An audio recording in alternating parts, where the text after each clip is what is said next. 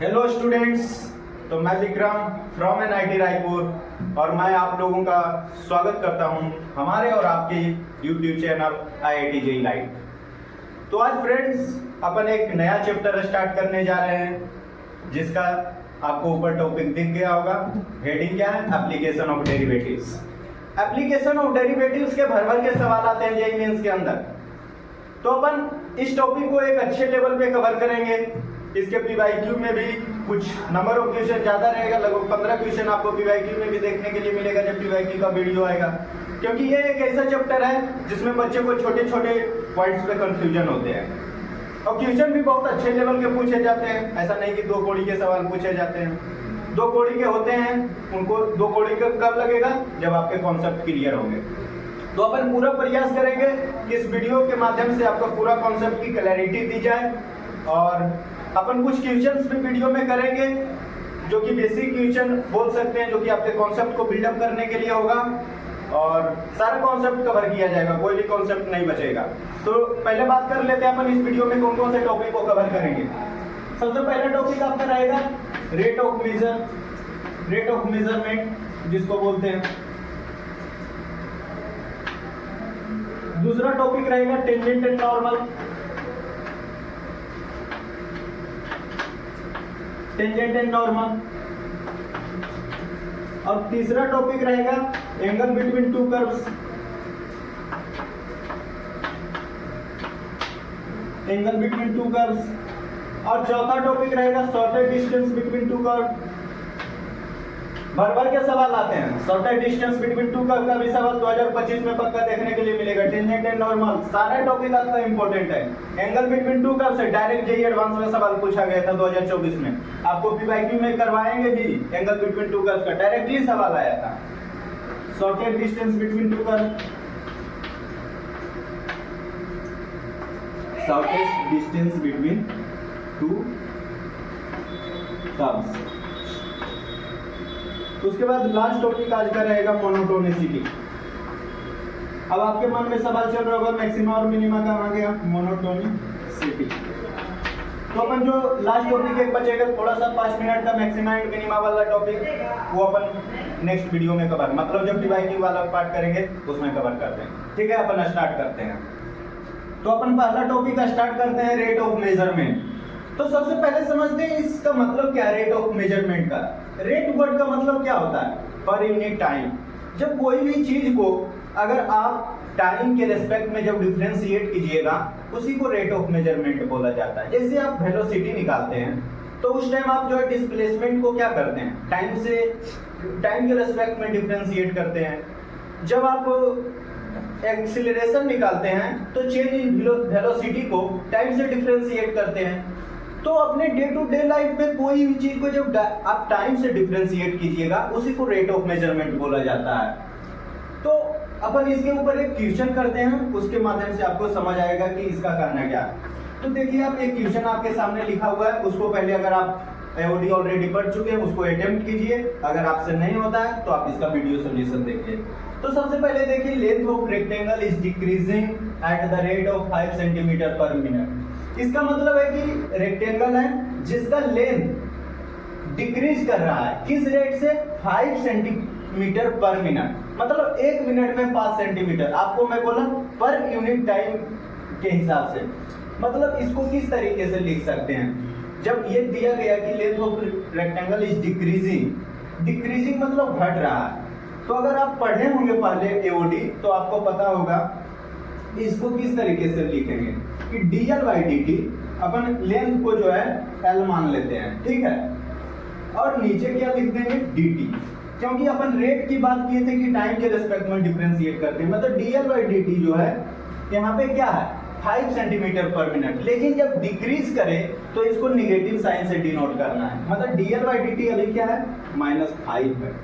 मतलब -5 सेंटीमीटर पर मिनट है। ठीक है, और ये बताइए उसके बाद क्या है कि and width is increasing at the rate of 4 centimetre पर मिनट। और विड्थ जो है वो 4 सेंटीमीटर पर मिनट से आपका इंक्रीज कर रहा है। मतलब इसको किस तरीके से लिखेंगे? dv बाई dt, अपन ब्रेथ को d से डिनोट कर दिए। dv by dt equal to आप क्या लिख सकते हैं? 4 सेंटीमीटर, और इसमें प्लस क्योंकि ये इंक्रीज कर रहा है तो 4 सेंटीमीटर पर मिनट। तो अपन एक रेक्टेंगल बना लेते हैं जिसका लेंथ L मान लिए थे और ब्रेड्थ B मान लिए थे। उसके बाद है when x = 8 and y = 6। यहाँ से देखिए टर्म आया सवाल में कि x = 8 और y = 6 क्या है। यहाँ पर एक्चुअली x आपका लेंथ है और y ब्रेड्थ है। इसका मतलब अपन लेंथ को y लिख देते हैं, लेंथ को x से रिप्लेस कर देते हैं और ब्रेड्थ को y से रिप्लेस करना पड़ेगा क्योंकि ये क्वेश्चन में गिवन है। ठीक है, अब इसको भी अपन x कर देते हैं और इसको y कर देते हैं। अब ये बताइए कि इसमें निकालना क्या, rate of change of perimeter निकालना है। तो पेरीमीटर का मतलब आपको ये तो चीज पता चल गया।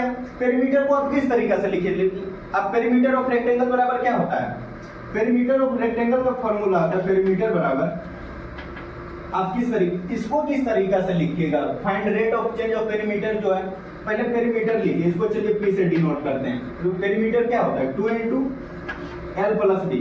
L यहाँ पे क्या है x है और ब्रेड्थ क्या है y है। इसको इस तरीके से लिख दिए 2 × x + y। उसके बाद इसको डिफरेंशिएट कीजिए टाइम के रेस्पेक्ट में, तो ये dp/dt हो जाएगा और ये क्या हो जाएगा 2 × dx/dt प्लस dy/dt। यही हो जाएगा इसका डिफरेंशिएशन जब टाइम के रेस्पेक्ट में डिफरेंशिएट करेंगे। तो ये बताइए कि dp/dt का वैल्यू यहाँ से क्या निकल के आ जाएगा, dp/dt क्या लिख देंगे, dp/dt लिखेंगे 2 × dx/dt आपको कितना गिवन है -5, इसको -5 लिख देंगे और ये कितना है 4 है तो +4 कर देंगे। अब ये कितना आ जाएगा dp/dt, इसका वैल्यू निकल कर आ जाएगा -2 × -1, ये -2 के बराबर। मतलब ये जो पेरीमीटर है उस वो dp/dt -2 आया तो माइनस साइन जो है ये आपको बताएगा कि perimeter is also decreasing at the rate of 2 centimetre पर मिनट। ठीक है, इसका ये आंसर होगा। ठीक है, आई होप आपको समझ आ गया होगा रेट का मतलब क्या है। देखिए भाई इसमें आपको नंबर ऑफ क्वेश्चन जितना भी करा देंगे कम है क्योंकि इसमें खुद आपको सोचना होगा। सबसे पहले उसका फॉर्मूला लिखिए, जो भी चीज आपको पूछा गया, जैसे अगर वॉल्यूम पूछते, वॉल्यूम ऑफ स्फीयर किस तरीके से डिक्रीज किया जा रहा है, अगर उसका रेडियस का डिक्रीज या इंक्रीज dr/dt गिवन है तो आप उस केस में क्या कीजिए, सबसे पहले फॉर्मूला लिखिए। फॉर्मूला लिखने के बाद दोनों साइड डिफरेंशिएट कर दीजिए। डिफरेंशिएट करने के बाद आपको अपने आप पता चल जाएगा। तो आपको खुद से इस पे प्रैक्टिस करना और PYQ में इसके ऊपर और भी सवाल लाएंगे। ठीक है, तो अपन हम सेकंड टॉपिक इसका देखते हैं। ठीक है, सेकंड टॉपिक आपका है टेंजेंट एंड नॉर्मल। तो टेंजेंट एंड नॉर्मल क्या है, एक्चुअली आपको कोई फंक्शन दिया रहेगा y = fx, आपका कोई फंक्शन है और वो फंक्शन कोई भी कर्व हो सकता है। आपको पता नहीं है कि वो कर्व कैसा है, सर्कल है, पैराबोला है, हाइपरबोला, इलिप्स है, किसी को पता नहीं है उस कर्व के बारे में। लेकिन अगर आपको टेंजेंट ड्रॉ करने के लिए बोल दिया जाए तो आप किस तरीके से ड्रॉ कीजिएगा, ड्रॉ तो कर ही दीजिएगा आप उस पॉइंट पे टेंजेंट, लेकिन आपको जब बोला जाएगा कि इस टेंजेंट का इक्वेशन लिखिए तो इक्वेशन किस तरीके से लिखना वो चीज इसमें सीखते हैं। तो सबसे पहले बात करते हैं कि अगर कोई y = fx फंक्शन है और आपको उस जो भी कर्व होगा, मान लीजिए इस तरीके से वो कर्व आता है ड्रॉ करने पे, अगर इस पॉइंट पे आपको बोला जाए कि टेंजेंट एक ड्रॉ कीजिए, टेंजेंट ड्रॉ कर दिए, अब इसका इक्वेशन लिखने के लिए बोल दिया जाए और आपको ऐसा बोल दिया जाए कि ये जो कर्व है ये y = fx है। ठीक है, और ये जो पॉइंट है जहाँ पे आपको टेंजेंट ड्रॉ करने के लिए बोला जा रहा है वो x1 y1 है। ठीक है, तो सबसे पहला स्टेप आपका क्या होगा कि अगर आपने 11th में स्ट्रेट लाइन पढ़े होंगे तो आपको पता होगा कि इस तरीके से एक स्ट्रेट लाइन का इक्वेशन लिखा जाता है। उसमें इस तरीके से लिखा जाता है, जब अपन पॉइंट स्लोप फॉर्म पढ़ते हैं, जब आपको एक पॉइंट पता हो और उस लाइन का स्लोप पता हो तो इक्वेशन किस तरीके से लिखते हैं, y - y1 = m × x - x1। जहाँ पे आपको ये पॉइंट गिवन होता है, ये पॉइंट गिवन होता है और ये m उस पॉइंट पे स्लोप होता है उस टेंजेंट का या उस लाइन का। ठीक है, तो सबसे पहले अपन क्या करेंगे, अपन जो मेन एम यहाँ पे होगा ये स्लोप निकालना, सबसे बड़ी चैलेंजिंग काम। तो स्लोप किस तरीके से निकालते हैं, किसी भी कर्व का स्लोप उसका डेरिवेटिव होता है, जो भी उसका डेरिवेटिव होगा वही उसका स्लोप होगा। अगर y = fx कोई फंक्शन है तो इसका dy/dx का जो वैल्यू होगा वो आपको क्या देगा, dy/dx अपन आया f'(x), मतलब वो डेरिवेटिव आ गया। अब उस डेरिवेटिव में आपको क्या करना है, कि जिस पॉइंट पे निकालना है उसको पुट कीजिएगा। जैसे आपको अपन एक एग्जांपल लेते हैं यहाँ पे कि y इक्वल टू आपको x cube plus x square दिया गया है, ठीक है। अगर बोला जाए कि आप जो है इसका टेंजेंट स्लोप ऑफ टेंजेंट निकालिए एट कितना, एक ऐसा इक्वेशन लिखिए जो इसको सैटिस्फाई करे, 1,2 पे आपको निकालना है, ठीक है। यहाँ पे आप इसका टेंजेंट निकालिए। तो आप सबसे पहले क्या कीजिएगा, इसको y equal to x cube plus x जो है इसको डिफरेंशिएट कीजिए।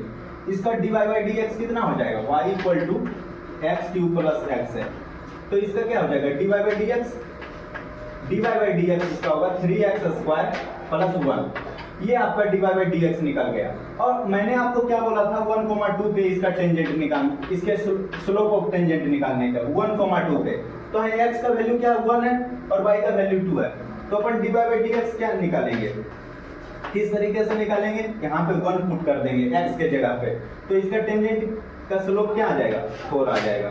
मतलब जो dy बाई डी एक्स होता है वो स्लोप ऑफ द टेंजेंट होता है, लेकिन आपको एक स्पेशल पॉइंट यहाँ पे ये देख लीजिए x1 y1, एक पॉइंट आपको मालूम होना चाहिए कि आप किस पॉइंट पे टेंजेंट की बात कर रहे हैं। एक स्पेसिफिक पॉइंट होती है जहाँ पे आप उस वैल्यू को पुट कीजिएगा, उसके बाद आपको स्लोप निकल कर आएगा, ठीक है। तो स्लोप ऑफ टेंजेंट तो आपका निकल कर यहाँ से आएगा, इस तरीके से आ गया। और आपको जब इक्वेशन लिखने की बात कही जाएगी तो आप इक्वेशन इस तरीके से लिखिएगा y माइनस y1। अगर मेरे को यहीं पे ये इक्वेशन लिखना है, जैसे 1,2 पे मैं बोला था कि आपको टेंजेंट निकालना है, तो टेंजेंट स्लोप तो निकाल दिए, लेकिन इक्वेशन कैसे लिखिएगा, इस तरीके से y minus y1 into is equal to m into x minus x1।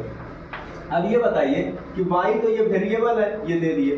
अब y1 क्या है, जिस पॉइंट पे निकाल रहे हैं, तो y1 आपका 2 हो गया y कोऑर्डिनेट, और स्लोप आपका कितना आया 4 आया, 4 दे दीजिएगा। x माइनस x1 क्या है 1 है, तो 1 दे दीजिएगा। तो यहाँ पर क्या आ जाएगा y minus 1 equal to 4x minus 4। अब इसको आप इधर ला दीजिए 4x को, तो क्या हो जाएगा, या फिर उधर y को लेकर चल जाइए, तो 4x minus y minus 3 equal to 0। ये आपका इक्वेशन निकल कर चला है, ठीक है। आई होप आपको टेंजेंट समझ आ गया होगा, स्लोप ऑफ टेंजेंट समझ आ गया होगा, ठीक है। अब अपन नॉर्मल की बात करते हैं, तो नॉर्मल की भी इसी में बात कर लेते हैं।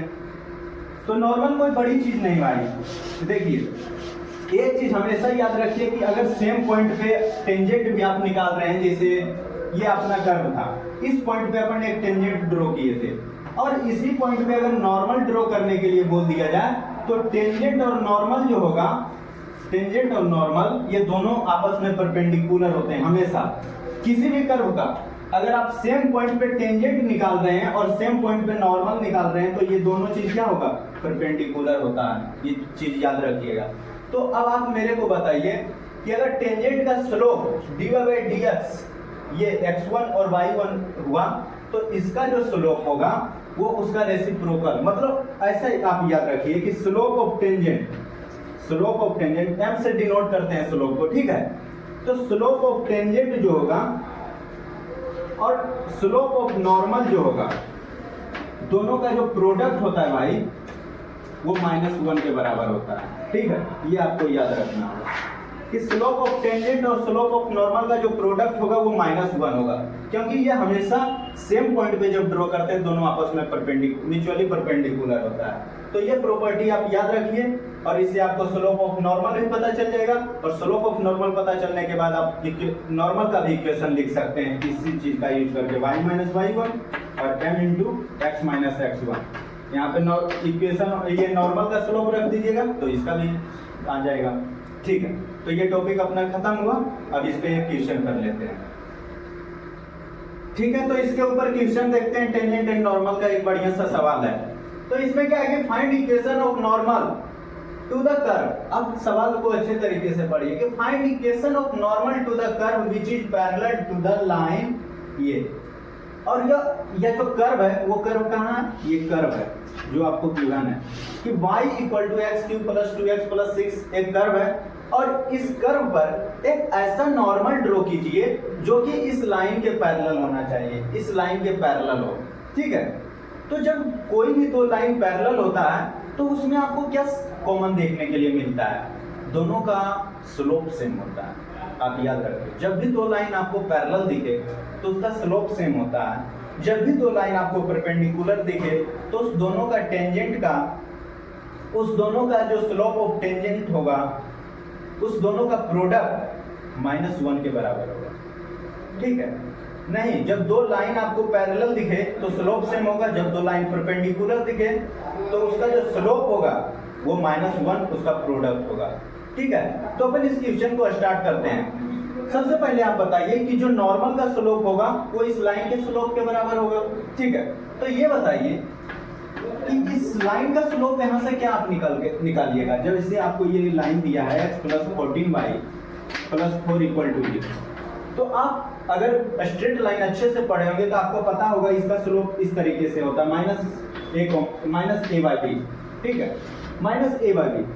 अगर किसी को नहीं पढ़ा तो वो देख लीजिए, ax by + c फॉर्म में अगर कोई लाइन रहता है तो इसका जो स्लोप होता है वो -a/b के बराबर होता है। तो ये बताइए कि यहाँ पर स्लोप क्या होगा इस लाइन का, -a, यहाँ पे 1 हो गया और b आपका 4 हो गया, तो स्लोप यहाँ से कितना आ जाएगा, -1/4। ठीक है, तो यहाँ ये स्लोप है।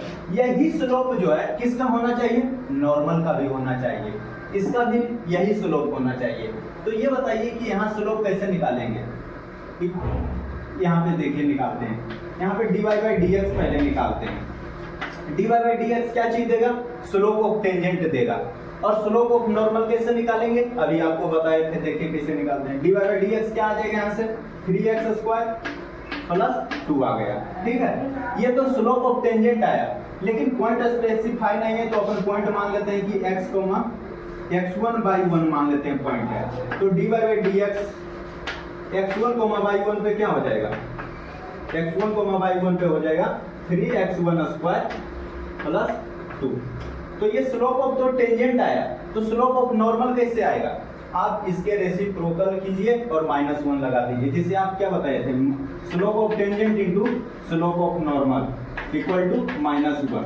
तो स्लोप ऑफ नॉर्मल क्या आ जाएगा, -1 स्लोप ऑफ टेंजेंट, ये आ जाएगा। ठीक है, तो स्लोप ऑफ नॉर्मल निकालते हैं। स्लोप ऑफ नॉर्मल क्या हो जाएगा, इस तरीके से स्लोप ऑफ नॉर्मल हो जाएगा आपका -1/3x1² + 2 हो जाएगा। ठीक है, अब ये स्लोप आ गया नॉर्मल का, और बोलता है कि ये नॉर्मल जो होना चाहिए इस लाइन के पैरेलल होना चाहिए, मतलब इसका स्लोप और ये जो है इस लाइन का स्लोप दोनों बराबर होना चाहिए। तो इसको इक्वेट कर देते हैं, मतलब -1/3x1² + 2 = आपका -1/4 होना चाहिए। माइनस कट गया, 4 उधर जाएगा, 4 गया, 3x1² + 2 बचा। ये बताइए 3x1² का वैल्यू यहाँ से क्या आ जाएगा, 2 आ जाएगा। x1 यहाँ पे क्या आ जाएगा, x1 आ जाएगा क्या आपका यहाँ पे ±2/√3 आ जाएगा, √2/3 आ जाएगा, इस तरीके से √2/3 आ गया। ये जब x1 आ गया, आप यहाँ से y1 का वैल्यू निकाल दीजिएगा, कहीं तो मिस्टेक तो नहीं हुआ।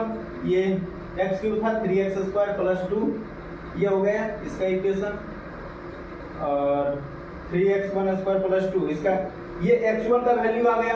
अब जो है जब x1 का वैल्यू आ गया तो y1 का वैल्यू कैसे निकालिएगा, आप x1 का वैल्यू यहाँ पे पुट कर दीजिए तो आपको y1 का वैल्यू आ जाएगा। ठीक है, जब y1 का वैल्यू आ जाएगा, मतलब इस इक्वेशन में x1 पुट कीजिएगा तो y1 आ जाएगा। अब इक्वेशन किस तरीके से लिखिएगा, इक्वेशन ऑफ नॉर्मल लिखिएगा इस तरीके से, y - y1 = m × x - x1।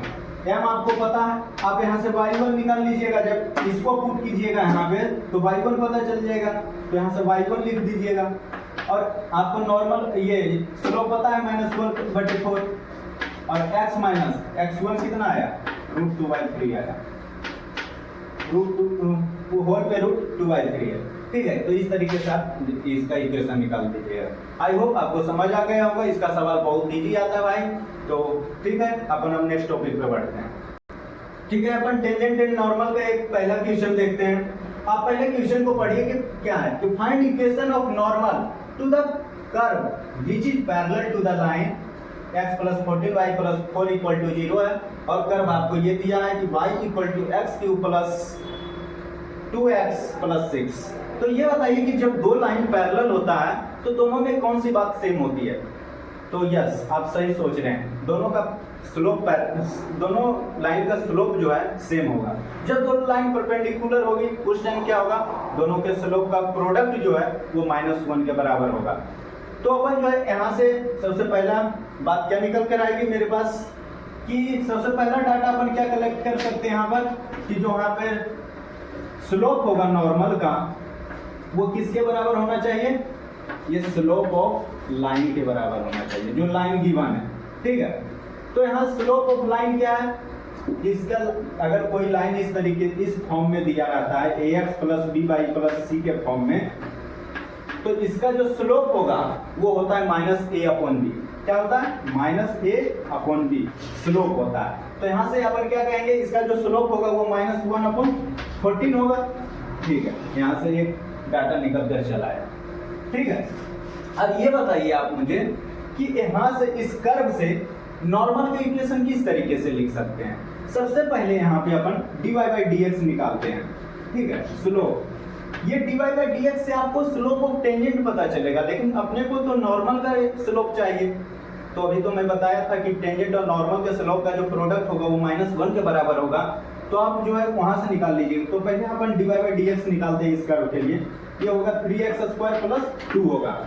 अब जो है आप बताइए मुझे कि dy/dx अपन जो है एक पॉइंट पे निकालते हैं, वो पॉइंट क्या होगा, x1 y1।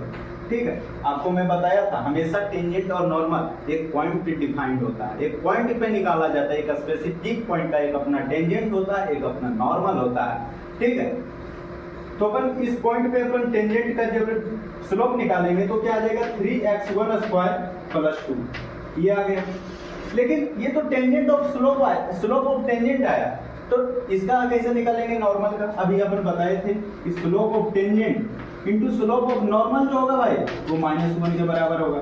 तो स्लोप ऑफ नॉर्मल यहाँ से क्या आ जाएगा, -1/ स्लोप ऑफ टेंजेंट के बराबर, इसके बराबर हो जाएगा। तो स्लोप ऑफ नॉर्मल क्या लिखेंगे, स्लोप ऑफ नॉर्मल लिखेंगे इस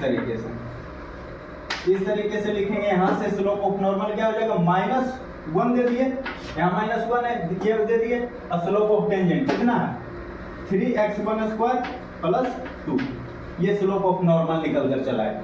अब इसका स्लोप किसके बराबर है, -1/14 के बराबर। तो इसको इक्वेट कर देते हैं, -1/3x1² + 2 = -1/14। ठीक है, तो -1 ये कैंसिल हुआ, इधर 14 गया, इक्वल टू 3x1² + 2 हुआ। अब ये बताइए यहाँ से आपको क्या निकलेगा, यहाँ से आप x1 जब निकालिएगा तो +-2 आपको निकल कर आएगा भाई। ठीक है, यहाँ 12 3 4 x1 आपको +-2 आ गया। जब +-2 आया तो एक बार +2 रख के देखिए y का वैल्यू क्या आता है। तो y यहाँ से कैलकुलेट करेंगे, x को आप पुट कीजिए 2। ठीक है, x2 पुट करेंगे तो y क्या आ जाएगा, 8 आएगा, +4 आएगा, +6 आएगा, ये 18 के बराबर आ गया। y भी पॉइंट आपको पता चल गया क्या, 2,18। जब 2,18 पॉइंट पता चल गया तो इक्वेशन किस तरीके से लिखेंगे, y - y1 = m × x - x1। m क्या है, स्लोप है, और y1 y कोऑर्डिनेट क्या है, 18 है, तो y - 18, और स्लोप कितना है, -1/14, और x कोऑर्डिनेट क्या है, 2 है। आप यहाँ से इसका इक्वेशन निकाल लीजिएगा। ठीक है, आई होप आपको समझ आ गया होगा। सेकंड टॉपिक का स्टार्ट करते हैं, थर्ड टॉपिक। तो अपन थर्ड टॉपिक का स्टार्ट करते हैं, एंगल बिटवीन कर्व। तो एंगल बिटवीन कर्व एक्चुअली है क्या, कोई भी दो कर्व दिया रहेगा, उस दोनों कर्व के बीच आपको एंगल निकालने के लिए बोला जाता है। तो सबसे पहला पॉइंट आप ध्यान रखिए कि किसी भी दो कर्व के बीच अगर एंगल निकालना है तो सबसे पहला कंडीशन होना चाहिए कि कर्व मस्ट बी इंटरसेक्टिंग। दो कर्व हमेशा एक दूसरे को इंटरसेक्ट करेगा तभी एंगल बन सकता है। जैसे ये कर्व है और एक ये कर्व है, ऐसे करके यहाँ से एक ऐसा कर्व गया, इस तरीके से ये कर्व जा रहा है। जब दो कर्व एक दूसरे को इंटरसेक्ट ही नहीं करेगा तो एंगल क्या बन सकता है, जी नहीं, एंगल नहीं बन सकता। इसलिए जब भी आप दो कर्व के बीच एंगल निकालें उसके लिए पहला कंडीशन होना चाहिए angle curve must be intersecting. ठीक है, जब ये कर्व जो है किसी इस तरीके से जाएगा, जब दोनों एक दूसरे को किसी पॉइंट पे इंटरसेक्ट करेगा तभी अपन एंगल फाइंड आउट कर सकते हैं। तो ये जो एंगल होता है ये उस पॉइंट पे अपन टेंजेंट ड्रॉ करते हैं, इसके लिए भी और इसके लिए भी। अब दोनों टेंजेंट के बीच जो एंगल बनता है वही एंगल बिटवीन कर्व कहलाता है। समझ आई बात? जैसे इस पॉइंट पे ये दोनों कर्व इंटरसेक्ट कर रहा है, तो इस पॉइंट पे इस कर्व का एक कोई टेंजेंट बन सकता है, यस बन सकता है। जैसे अपन ये मान लीजिए ये टेंजेंट ये ड्रॉ कर दी, इसके लिए ये टेंजेंट ड्रॉ कर दिए। जैसे आप देखिए इसको अच्छे से, इसको इरेज करते हैं थोड़ा, अपन इसको इरेज करते हैं। जैसे यहाँ पे कोई कर्व है, इस तरीके से कर्व है और इस तरीके से ये कर्व है, तो अपन जब कर्व एंगल बिटवीन कर्व निकालते हैं तो एक्चुअली इसमें निकालते हैं हम क्या है, आपको लग रहा होगा ये घूम कर जा रहा है, तो इसमें कर्व एंगल कैसे मेजर करेंगे।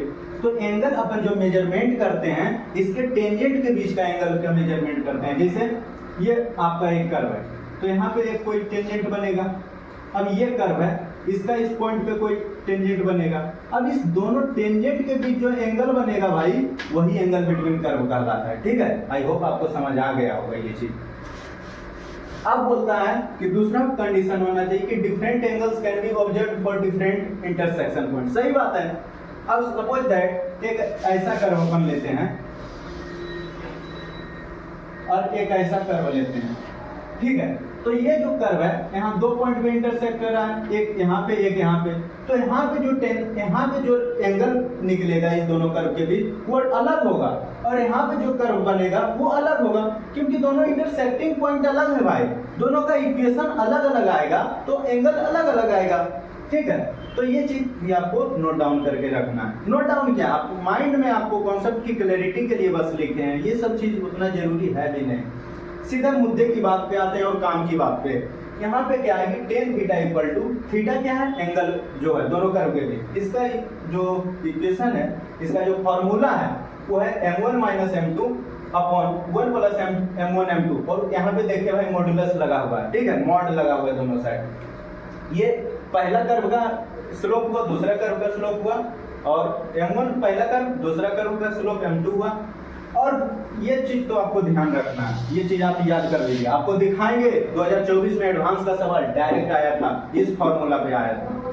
ठीक है, अब एक चीज और याद रखिए कि जब भी दो कर्व के बीच का एंगल 90 डिग्री होता है तो उस कर्व को अपन ऑर्थोगोनल कर्व बोलते हैं। ऐसे ऐसे टर्मिनोलॉजी आपको याद रखना है भाई, क्योंकि डायरेक्टली सवाल में बोला जाएगा कि this two curves are orthogonal, वहां से डाटा आप फाइंड आउट कीजिएगा कि वो जो कर्व है वो 90 डिग्री है। इट मींस दोनों के जो स्लोप का जो प्रोडक्ट होगा उस टाइम पे वो -1 के बराबर होगा।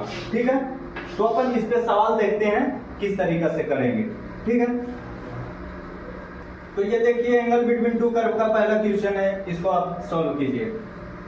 सबसे पहले आप क्वेश्चन को रेड कीजिए, क्या है कि find the value of A if ये आपका एक कर्व है और ये आपका कर्व है, और दोनों कर्व के बारे में बोला गया कि ये दोनों ऑर्थोगोनली कट कर रहा है। सबसे पहली बात, जब ऑर्थोगोनली है क्या लिखना है, थीटा इक्वल टू 90 डिग्री। जब थीटा इक्वल टू 90 डिग्री मतलब पहले कर्व का स्लोप और दूसरे कर्व का स्लोप का जो प्रोडक्ट होगा वो -1 के बराबर होगा। ठीक है, यहाँ से ये डाटा निकल कर चला है। अब स्लोप किस तरीके से निकालेंगे, इसको डिफरेंशिएट आप कीजिए। इसका डिफरेंशिएशन का क्या हो जाएगा, 2x upon a square plus 2y/4 into dy/dx equal to 0। यहाँ से dy/dx का वैल्यू क्या आ जाएगा, dy/dx का वैल्यू यहाँ से निकल कर आएगा -2x upon a square into 2 upon y, ये आएगा। तो dy/dx का वैल्यू पहले क्या आ जाएगा, यहाँ से -4x upon a square y, ये आ गया पहले स्लोप पहले कर्व के लिए। ठीक है, किसी भी कर्व के एक पॉइंट पे अपन स्लोप निकाल रहे हैं, तो मान लेते हैं वो पॉइंट x1, y1 है। ठीक है, तो यहाँ x1, y1 है, तो यहाँ पे dy/dx का वैल्यू क्या हो जाएगा, dy/dx का वैल्यू इस पॉइंट पे क्या हो जाएगा, x1, y1 पे -4x1 upon a square y1, ये हो गया। ये तो पहले कर्व की बात की है। अब दूसरे कर्व के ऊपर आते हैं, इसके ऊपर, तो इसका डिफरेंशिएशन क्या हो जाएगा, 3y square dy/dx equal to 16, ये हो गया।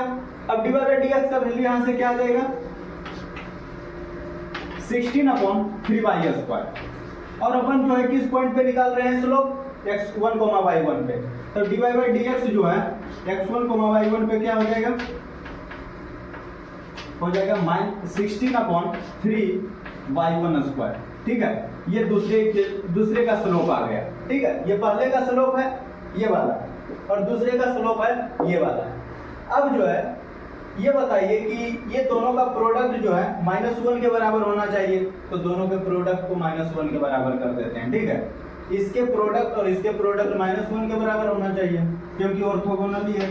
तो 16/3y1² इंटू क्या है -4x1 अपॉन a²y1, ये जो है -1 के बराबर होना चाहिए। ठीक है, तो यहाँ पे अपने पास स्पेस नहीं है तो इसको थोड़ा इरेज करते हैं। तो ये आपका आया, उसके बाद आपको यहाँ से क्या डाटा निकल कर आएगा, -64x1 = 3a² यहाँ से y1³ आ गया, y1³। अब जो है आप मुझे बताइए कि y1³ को 16x1 यहाँ पे लिख सकते हैं क्या? यस, लिख सकते हैं। तो -64x1 = 3a² इंटू 16x1 लिख सकते हैं। ठीक है, x1 क्या हो जाएगा, कैंसिल हो जाएगा दोनों साइड। तो a² का वैल्यू यहाँ पे क्या आ जाएगा, -64/3 इंटू 16, ये 16 4 जा 64। a² का वैल्यू आपका कितना आ गया, a² का वैल्यू आ गया आपका -4/3, यही वैल्यू आएगा। कहीं तो गलती नहीं हुआ, नहीं, यहाँ पे -1 था तो माइनस माइनस कट जाएगा, यहाँ पे 64x1 बचेगा, ये भी 64 बचेगा, यहाँ पे 64 बचेगा, ये माइनस हट जाएगा। तो ये बराबर क्या आ जाएगा, +-2/√3, ये आपका ये का वैल्यू आ गया। आई होप आपको समझ आ गया होगा। ठीक है, अपन नेक्स्ट टॉपिक अब स्टार्ट करते हैं।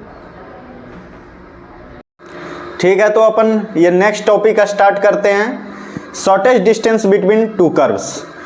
तो ये एक ऐसा टॉपिक है जो कि जिसका क्वेश्चन आपको बिल्कुल देखने के लिए मिलेगा जेईई मेन के पेपर के अंदर। तो सबसे बड़ा मिसकंसेप्शन इस टॉपिक के अंदर क्या होता है, ये तो हर स्टूडेंट जानते हैं कि ये जो शॉर्टेस्ट डिस्टेंस होता है किसी भी दो कर्व के बीच, वो हमेशा कॉमन नॉर्मल के बीच मेजर किया जाता है, अलोंग द कॉमन नॉर्मल। लेकिन सबसे बड़ा मिसकंसेप्शन ये है कि क्या मेरे को जो कर्व दिए गए हैं उनका डायग्राम आना जरूरी है, क्या उसका ग्राफ या जो भी डायग्राम है क्या वो आना जरूरी है। तो मैं आपको इस मिसकंसेप्शन को दूर करना चाहता हूँ। अगर दो कर्व आपको गिवन है, अगर नॉर्मल के स्लोप में अगर दो वेरिएबल आ रहा है x और y दोनों, तो आपको कर्व आना बहुत ज़रूरी है। अगर वेरिएबल एक ही आता है स्लोप के अंदर, नॉर्मल के स्लोप के अंदर, तो अगर आपको डायग्राम नहीं भी पता है तो आप क्वेश्चन सॉल्व कर लीजिएगा। अब आपके मन में चल रहा होगा क्या बोले, समझ नहीं आया। देखिए, जब स्लोप ऑफ द नॉर्मल अपन निकालेंगे, अगर दो वेरिएबल उसमें इंक्लूडेड है तो आपको डायग्राम बनाना जरूरी है। अगर स्लोप में एक ही वेरिएबल है, सपोज एक्स ही है, तो आप जो है दोनों को इक्वेट करके एक्स का वैल्यू फाइंड करके आप पता कर सकते हैं। लेकिन मेरे को ऐसा लगता है कि जितने भी कर्व आपको आएंगे वो ऐसे कर्व होंगे जिसका आपका डायग्राम बहुत इजीली से आप बना सकते हैं। हो सकता है वो पैराबोला होगा, हो सकता है सर्कल होगा, हो सकता है हाइपरबोला होगा, यही सब हो सकता है लाइन होगा, तो इसका डायग्राम आप इजीली बना सकते हैं। अगर ये सब नहीं होगा तो कोई ना कोई इजी सवाल ही आएगा। तो ठीक है, तो इतना आपको आना चाहिए कि पैराबोला का डायग्राम बना ले, सर्कल का बना ले, लाइन का बना ले, हाइपरबोला का बना ले, इससे आपका काम चल जाएगा। ठीक है, तो देखते हैं ये टॉपिक क्या है। Shortest distance between two curve में सबसे पहला स्टेटमेंट बोला जाता है कि it is always measured along common normal, कि हमेशा कॉमन नॉर्मल के बीच मेजर किया जाता है। या फिर इसी डिफिनेशन को अदर वर्ड में अपन क्या बोलते हैं कि distance between points where tangent to this curves are parallel. Suppose अपन एक ऐसे कर्व ले लिए और एक दूसरा ये कर्व है, और दोनों के बीच शॉर्टेस्ट डिस्टेंस निकालना है, तो दोनों के जो कॉमन नॉर्मल होगा उसी के अलोंग ये शॉर्टेस्ट डिस्टेंस लाई करेगा। हो सकता है ये वाला नॉर्मल कॉमन है, तो ये जो डिस्टेंस होगा यहाँ से लेकर यहाँ तक, ये जो है आपका शॉर्टेस्ट डिस्टेंस होगा। या फिर ऐसा बोल सकते हैं कि इस पॉइंट पे जो टेंजेंट अपन ड्रॉ करेंगे और इस पॉइंट पे जो टेंजेंट ड्रॉ करेंगे, ये दोनों टेंजेंट क्या होंगे, ये पैरेलल होंगे। तो यही पैरेलल टेंजेंट के बीच का जो डिस्टेंस होगा ये शॉर्टेस्ट डिस्टेंस होगा। लेकिन मिसकंसेप्शन यहाँ क्या है कि अगर दो टेंजेंट पैरेलल हैं तो वो डिस्टेंस शॉर्टेस्ट होंगे, ऐसा नहीं है। लेकिन अगर नॉर्मल कॉमन है तो हाँ जो एंड पॉइंट पे जो टेंजेंट बनेंगे वो पैरेलल होंगे। बात समझ आई कि अगर कोई कॉमन नॉर्मल है और कॉमन नॉर्मल के एंड पॉइंट्स जहाँ पे ये इसको इंटरसेक्ट कर रहा है और ये जो इंटरसेक्ट कर रहा है, यहाँ पे जो टेंजेंट ड्रॉ करेंगे और इस कर्व के लिए जो यहाँ टेंजेंट ड्रॉ करेंगे, ये दोनों टेंजेंट क्या होंगे, पैरेलल होंगे। लेकिन अगर एक कर्व ये है और एक कर्व ये है और यहाँ पे एक टेंजेंट ड्रॉ कर देते हैं और एक टेंजेंट इसका यहाँ ड्रॉ कर देते हैं जो कि पैरेलल है, लेकिन इसका ये मतलब नहीं है कि ये वाला डिस्टेंस इसका शॉर्टेस्ट होगा। दो पैरेलल टेंजेंट हैं तो उसके बीच डिस्टेंस शॉर्टेस्ट होगा, ये कोई ज़रूरी नहीं है। लेकिन अगर नॉर्मल कॉमन है तो यहाँ पर जो टेंजेंट बनेंगे वो पैरेलल होंगे। ठीक है, तो आई होप आपको ये बात बहुत अच्छे से क्लियर हुआ होगा, क्योंकि अपन ये सारा जो वीडियो लेक्चर्स बना रहे हैं इसमें अपन ये माइंड सेट से बना रहे हैं कि जो भी छोटे छोटे डाउट्स हैं, जो छोटे छोटे मिसकंसेप्शन हैं जिनको लेकर बहुत सारे बच्चे डाउट में रहते हैं, तो वही मिसकंसेप्शन दूर करते हैं। बाकी सवाल तो आपको जितना भी करा दूं वो कम ही है, क्योंकि सवाल का कोई लिमिट नहीं भाई। अगर मैं 2002 से 2024 का भी PYQ करवा दूंगा, इसका मतलब आप नहीं कि उससे सीख जाएंगे। लेकिन ये एक बात पक्की है कि अगर कॉन्सेप्ट आपका बिल्डअप कर देंगे तो आप जहां मैं 2 सवाल करवाऊंगा उसके बदले आप 20 सवाल कीजिएगा। इसलिए मैं ये मानकर चलता हूं कि कॉन्सेप्ट बहुत ज़रूरी है। और कॉन्सेप्ट ये सोचते हैं कि कॉन्सेप्ट तो हर टीचर पढ़ा देते हैं, टीचर पढ़ा देते हैं, लेकिन फिर भी बच्चे कुछ डाउट में रहते हैं, कुछ ऐसे कॉन्सेप्ट्स हैं। तो ठीक है, अपन ये टॉपिक को एक क्वेश्चन के द्वारा करते हैं कि जिससे कि आपको और भी इस कॉन्सेप्ट की क्लैरिटी मिले। तो एक आपका कर्व गिवन है y = x² + 3x + 2 और दूसरा कर्व है y = x - 2। अब बता, इसमें फाइंड आउट करना है शॉर्टेस्ट डिस्टेंस। SD का मतलब शॉर्टेस्ट डिस्टेंस। तो सबसे पहले अगर शॉर्टेस्ट डिस्टेंस का आपको सवाल मिले, सबसे पहला आइडिया क्या क्लिक करना चाहिए? सबसे पहला स्टेप 1 दोनों को डिफरेंशिएट करना है। ठीक है, इसको भी डिफरेंशिएट करते हैं। इसका dy/dx निकालेंगे, ये क्या आ जाएगा 2x + 3, और इसका जब dy/dx निकालेंगे तो ये क्या आ जाएगा 1 आ जाएगा। ठीक है, तो ये dy/dx किसका है भाई? ये टेंजेंट का स्लोप यहाँ से मिलेगा। लेकिन अपन को क्या चाहिए? नॉर्मल। तो नॉर्मल का यहाँ से कैसे स्लोप मिलेगा? तो आपको मैं बताया था कि mt और mn का जो प्रोडक्ट होगा वो -1, मतलब टेंजेंट का स्लोप और नॉर्मल का जो स्लोप होगा उसका प्रोडक्ट -1 के बराबर होगा। इट मीन्स यहाँ जो नॉर्मल का स्लोप होगा वो क्या हो जाएगा -1/2x + 3। उसके बाद इसका जो स्लोप होगा, इसका जो नॉर्मल का स्लोप होगा ये क्या होगा -1 के बराबर होगा। ठीक है, तो इसका तो ये दोनों स्लोप, ये दोनों जो रहना चाहिए नॉर्मल, वो दोनों के लिए कॉमन होना चाहिए। और जब नॉर्मल कॉमन होंगे मतलब ये जो है इसके बराबर होना चाहिए स्लोप। इट मीन्स -1/2x + 3 = क्या होना चाहिए? -1 के बराबर होना चाहिए। ठीक है, अब इसको आप सॉल्व कीजिएगा तो x = यहाँ से निकल करके आ गया -3/2 आएगा। ठीक है, ये -3/2 आ गया x का वैल्यू। अब आप जो है y का वैल्यू निकालिए। कहाँ से निकालिएगा y का वैल्यू? यहाँ से निकाल लीजिए y का वैल्यू। ठीक है, तो इसका y का वैल्यू निकालिए यहाँ से, x यहाँ पुट कीजिए। x कितना है? -3/2, तो ये 9/4 हो गया। -9/2 + 2, इसको आप सॉल्व कीजिए। सॉल्व करने पर क्या आएगा? 4, ये 9 - 18 + 8, ये कितना आया? -1/4 आया। ठीक है, ये -1/4 आया और ये -3/2 आया। तो ये पॉइंट का कोऑर्डिनेट क्या आ गया? एक पॉइंट आ गया। अब ये आपको पता नहीं कि ये पॉइंट कहाँ पे है। अपन कौन सा इक्वेशन यूज किए थे y निकालने के लिए? ये यूज किए थे। इट मीन्स ये वाला जो पॉइंट होगा -3,2 और -1,4, ये वाला पॉइंट किस पे लाई करेगा? इस कर्व पे। और इस कर्व के बारे में आपको क्या पता है कि ये वाला कर्व जो है एक लाइन है, ये जो है आपका एक लाइन है। तो अब बताइए कि कोई भी पॉइंट, जैसे ये कर्व ही है, मान लीजिए ये कर्व तो आपका एक पैराबोला बनेगा। लेकिन सपोज आपको नहीं पता है, सपोज ये ऐसे पैराबोला ही दिया है और इस पैराबोला पर ये वाला पॉइंट यहाँ पे है। अब जो है ये वाला लाइन कुछ इस तरीके से होगा, ये जब लाइन है। अब ये लाइन, इसका डिस्टेंस निकालने के लिए क्या करेंगे? इस पॉइंट से इस लाइन का डिस्टेंस निकालने के लिए क्या करेंगे? आप एक फॉर्मूला पढ़े होंगे स्ट्रेट लाइन में कि किसी भी पॉइंट से स्ट्रेट लाइन का डिस्टेंस निकालने के लिए क्या फॉर्मूला होता है? वो फॉर्मूला इस तरीके से होता है, इसको हम इरेज करते हैं। वो फॉर्मूला है ax1 plus b/1 plus c upon root A square plus B square, ये होता है। तो यहाँ पे क्या है, ये लाइन आप इस तरीके से पहले लिखिए, x minus y minus 2 equal to 0, उसको लिख सकते हैं, वो जो लाइन है इसको। अब ये बताइए यहाँ पर a क्या है, 1 है, और a यहाँ पे 1 है, और x1 क्या है, x1 ये वाला होता है। आपको ये पता होना चाहिए, मैं ये स्ट्रेट लाइन के बारे में नहीं बताऊंगा, ये खुद से निकाल लीजिए। और ये -1 into -1/4 -2 upon root A square plus B, मतलब 1 + 1। अब जो है इसको सॉल्व कीजिए, इसको सॉल्व करने के बाद जो आंसर आएगा वही आपका शॉर्टेस्ट डिस्टेंस होगा। तो आई होप आपको समझ आ गया होगा। सबसे पहले मैं नॉर्मल निकाला, नॉर्मल को दोनों का इक्वेट किया, इक्वेट करने के बाद एक्स का वैल्यू फाइंड आउट किया। एक्स का वैल्यू फाइंड आउट करने के बाद जो पहला इक्वेशन आपका था वाई फाइंड आउट किया। वाई फाइंड आउट करने के बाद आपको पॉइंट का कोऑर्डिनेट पता चल गया। जब पॉइंट आपको पता चल गया, जब आप जो है पॉइंट किसी भी पॉइंट से स्ट्रेट लाइन का डिस्टेंस निकालना जानते हैं, ऐसा मैं सब एज्यूम करके चला। और आपको अगर फॉर्मूला नहीं पता होगा तो फॉर्मूला भी बताइए, ये x1 plus b/1 plus c upon root A square plus B square, वहाँ से आप जो है इसको सॉल्व करके अपना फाइनल आंसर निकाल सकते हैं। ठीक है, अब दूसरा एग्जाम्पल अपन लेते हैं। ये सेकेंड एग्जाम्पल है, देखिए। तो सबसे पहले आपको क्या निकालना है, पहला स्टेप dy/dx निकालिए। ठीक है, dy/dx इसका निकालते हैं। तो ये क्या हो जाएगा, 2y dy/dx इक्वल टू 8, और इधर यहाँ से फिर dy/dx क्या आ जाएगा,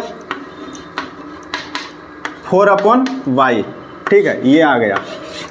इधर से निकालिए आप, इस डिफ्रेंशिएट खुद से करके देखिए इसका किस तरीके से डिफरेंट। 2 × x - 6 हो जाएगा plus 2y dy/dx equal to क्या हो जाएगा, 0 हो जाएगा। उसके बाद dy/dx का वैल्यू यहाँ से क्या आ जाएगा, ये आ जाएगा -2 × x - 6 अपॉन 2y, ये आ जाएगा। इट मीन्स dy/dx आपका कितना आ गया, 6 - x अपॉन y। ठीक है, इधर से ये dy/dx आ गया और इधर से ये वाला आ गया। ठीक है, अब आप मुझे बताइए कि इस दोनों को क्या करना है। ये क्या चीज़ आया, ये टेंजेंट का स्लोप आया, निकालना है नॉर्मल का स्लोप। तो नॉर्मल का स्लोप यहाँ से निकालिए, क्या हो जाएगा, -y/4। अब डायरेक्ट लिख रहे हैं भाई, और इसको क्या लिखेंगे, -y/6 - x। ये नॉर्मल का स्लोप यहाँ से ये वाला आएगा। अब दोनों को इक्वेट कीजिए। आपको लग रहा होगा किस तरीके से इक्वेट करना है, पॉइंट तो आपको पता नहीं है, तो एक को x1 मान लीजिए, दूसरे को y1 मान लीजिए। ठीक है, ये पॉइंट मान लीजिए x1 y1। तो इसको क्या लिखेंगे, -y1/4 equal to -y1/6 - x1। ठीक है, y स्क्वायर इक्वल टू ये 8 हुआ, 2 × x - 6 हुआ प्लस 2y dy/dx x - 6। देखिए भाई, ये सब कैलकुलेशन देखते जाइए, -2 × x - 6। अब देखिए यहाँ से क्या आएगा, आप जो है इसको अब मल्टीप्लाई कीजिए। ये पहले तो ये माइनस माइनस कट जाएगा, -y6 - x। हाँ, तो ये y1 भी कट जाएगा। अब यहाँ से क्या आ जाएगा, 6 - x1 इक्वल टू क्या आ जाएगा, 4 आ जाएगा। अब जो है x1 का वैल्यू क्या आ जाएगा, 2 आ जाएगा। ठीक है, अब जो है, अब आप यहाँ से क्या फाइंड आउट कीजिए, y1 फाइंड आउट कीजिए। जो y1 किस इक्वेशन से, किसी भी इक्वेशन से फाइंड आउट कीजिए। हम इससे चलिए फाइंड आउट करते हैं। तो यहाँ से y1 क्या आ जाएगा, यहाँ y1 क्या आ जाएगा, y1² इक्वल टू 8 × 2 हो जाएगा। तो y1 क्या आ जाएगा, या तो +-4 आ जाएगा। ठीक है, ये बताइए कि आपका पॉइंट निकल कर चला आया कि 2,4 या फिर 2,-4। ये यहाँ तक आपको समझ आ गया किस तरीके से पॉइंट निकालना है।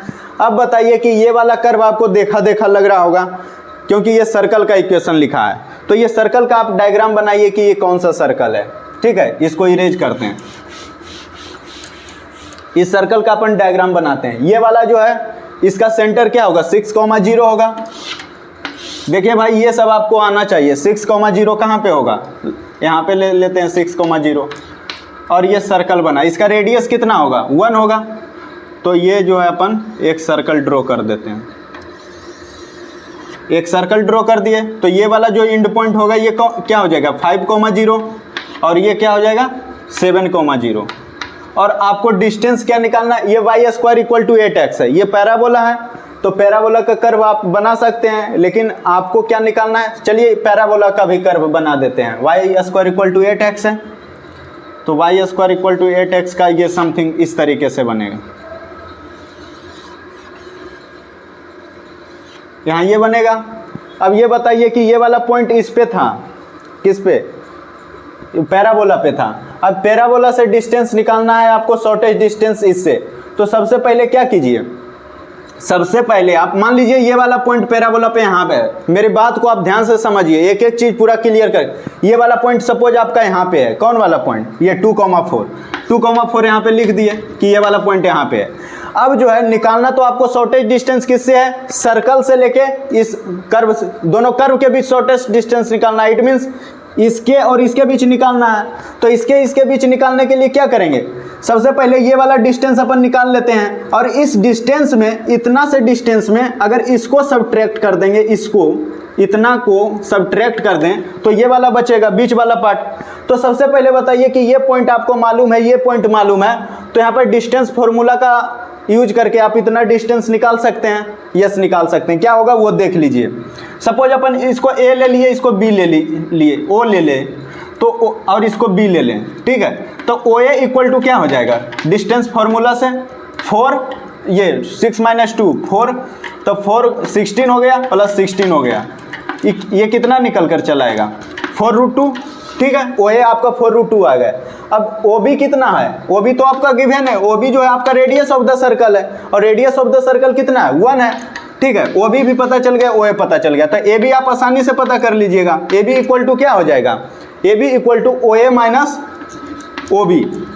तो ओ ए कितना आया 4√2 और ओ बी कितना आया -1, मतलब इसका शॉर्टेज डिस्टेंस क्या होगा 4√2 -1, ठीक है। आई होप आपको समझ आ गया होगा, ठीक है। अपन अब नेक्स्ट टॉपिक स्टार्ट करते हैं, मोनोटोनिसिटी, ठीक है। तो ये देखिए नेक्स्ट टॉपिक आपका है। तो सबसे पहले अपन मोनोटोनिसिटी में क्या समझते हैं। मोनोटोनिसिटी एक ऐसा टॉपिक है जिसमें आप समझते हैं कि कौन सा फंक्शन इंक्रीजिंग है, कौन सा फंक्शन डिक्रीजिंग है, बस ये 2 टॉपिक, उसके बाद पूरा सवाल खत्म। लेकिन फिर भी बच्चे बहुत इसमें डाउट रहते, डाउट इसलिए है क्योंकि आपका कॉन्सेप्ट क्लियर नहीं, कॉन्सेप्ट क्लियर बस इतना पॉइंट से, इसके बाद कोई ऐसा क्वेश्चन नहीं बचेगा इसके अलावा आपको क्वेश्चन में यूज होगा।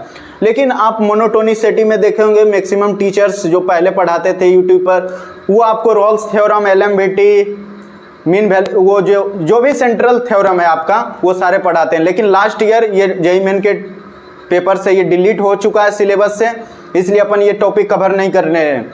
लेकिन जेईई मेन का जब सिलेबस इस बार आएगा, अगर उसमें एलएमबीटी होगा, रोल्स थ्योरम होगा, तो हम एक वीडियो उस पर भी बनाएंगे, ठीक है। तो अपन मोनोटोनिसिटी टॉपिक में आज जो है रोल्स थ्योरम और एलएमबीटी का डिस्कशन नहीं करेंगे। अगर रहता तो हम जरूर डिस्कशन करते हैं उसके ऊपर और अच्छे लेवल पर डिस्कस करेंगे, अच्छे सवाल कराएंगे, क्योंकि वो भी टॉपिक बहुत इंपॉर्टेंट है एडवांस के लिए। तो हम ये अभी जेईई मेन के लिए आपको ये सारा टॉपिक कवर कर रहे हैं, इसलिए अपन एलएमबीटी आज कवर नहीं करेंगे, ठीक है।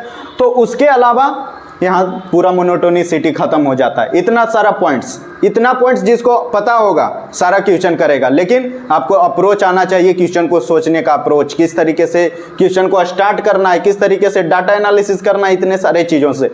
तो सबसे पहले अपन देखते हैं, अगर y = f(x) कोई फंक्शन है और dy/dx अपन निकालें तो वो f' आएगा, मतलब उसको डिफ्रेंशिएट अपन कर दिए उस फंक्शन को। अगर उसका f' अगर ग्रेटर देन इक्वल टू 0 आता है तो इंक्रीजिंग फंक्शन होगा। लेकिन आपको लग रहा होगा कि दोनों स्टेटमेंट में इक्वल टू 0 लिखा है, क्या ये सही है? इक्वल टू 0 इसलिए है, इक्वल टू 0 देखो एक ऐसा पॉइंट होता है, अगर f' कहीं पे 0 हो रहा है, इसका मतलब वो जो पॉइंट आएगा, कोई भी x का जो वैल्यू यहाँ पे आएगा वो आपका क्रिटिकल पॉइंट्स कहलाएगा। आपको डायरेक्टली क्वेश्चन मिलेगा 2024 में ही एक क्वेश्चन था जिसमें बोल दिया गया कि यहाँ पे ये जो फंक्शन है ये क्रिटिकल है। तो क्रिटिकल मतलब वहाँ पर f' का वैल्यू 0 है, ठीक है। जहाँ भी f' का वैल्यू 0 होगा that is called critical points. अब बात रही कि जहाँ पर f' ग्रेटर देन 0 होगा फंक्शन इंक्रीजिंग होगा, f' लेस देन 0 होगा फंक्शन डिक्रीजिंग होगा, ठीक है। ये पॉइंट आपको आ गया होगा।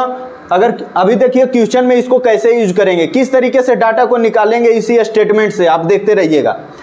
मोस्ट इंपॉर्टेंट पॉइंट, मोस्ट, इस पे स्टार मार्क कर लीजिए भाई, बहुत इंपॉर्टेंट टॉपिक है ये। अगर अल्फा 1 ग्रेटर देन अल्फा 2 है, अल्फा 1 ग्रेटर देन अल्फा 2 है, तो जो अपन इस स्टेटमेंट को लिख सकते हैं F of alpha 1 greater then F of alpha 2। ऐसा कब लिख सकते हैं, जब आपको पता रहेगा कि F of x increasing function है। अगर फंक्शन इंक्रीजिंग है तो F of alpha 1 greater then F of alpha 2 होगा, लेकिन अगर फंक्शन डिक्रीजिंग है तो ये वाला साइन उल्टा हो जाएगा, F of alpha 1 less then alpha 2 हो, 5 ऑफ एफ ऑफ अल्फा 2 हो जाएगा। आपको जब क्वेश्चन अभी कराएंगे तो देखेंगे कि किस तरीके से इस डाटा को एनालिसिस करेंगे, किस तरीके से क्वेश्चन में इस डाटा को निकालेंगे इसी स्टेटमेंट से। सपोज मान लीजिए 3 ग्रेटर देन 2 है और एफ एक्स कोई फंक्शन है, ठीक है, एफ एक्स एक फंक्शन है यहाँ पे। तो यहाँ पे अगर एफ एक्स जो है केस 1 में मान लेते हैं, केस 1 अपन ले लेते हैं कि एफ एक्स इंक्रीजिंग है, ठीक है, इसको एग्जाम्पल लेकर समझ, एफ एक्स इंक्रीजिंग है तो यहाँ पर क्या बोल सकते हैं कि एफ ऑफ 3 जो होगा वो हमेशा एफ ऑफ 2 से बड़ा होगा, ठीक है, अगर एफ एक्स इंक्रीजिंग है तो। लेकिन केस 2 अपन एज्यूम करते हैं कि एफ एक्स जो है डिक्रीजिंग है, एफ एक्स जब डिक्रीजिंग है तो एफ ऑफ 3 जो होगा वो लेस देन एफ ऑफ 2 होगा, ठीक है। आई होप आपको समझ आ गया होगा यहाँ से, लेकिन अभी और इसको समझेंगे क्वेश्चन से, ठीक है। तो अपन एग्जाम्पल अब लेते हैं, एक एग्जाम्पल देखते हैं। ये क्वेश्चन आप पहले पढ़िए और अटेम्प्ट कीजिए, उसके बाद इसका सॉल्यूशन देख। ये एफ एक फंक्शन है जिसका इनपुट, जिसमें आप इनपुट जो है 0 से 2 तक दे सकते हैं, जिसमें 0 और 2 दोनों इंक्लूडेड है, और आपको आउटपुट जो है हमेशा रियल नंबर बनेगा। और ये ट्वाइस डिफरेंशिएबल फंक्शन है, मतलब 2 बार जब डिफरेंशिएट कर दीजिएगा तो एक कांस्टेंट वैल्यू आने लगेगा। तो फंक्शन है ट्वाइस डिफरेंशिएबल और such that F dash x greater than 0 है। देखिए कैसे कैसे आप डेटा निकालिएगा। सबसे पहला जैसे ही आपको ये दिखा भाई F dash x greater than 0, सबसे पहला पॉइंट दिमाग में क्या बत्ती जलना चाहिए कि एफ डैश एक्स जब ग्रेटर देन 0 है, it means f dash x जो होगा एक इंक्रीजिंग फंक्शन होगा, ठीक है। सबसे पहला पॉइंट ये आपके माइंड में।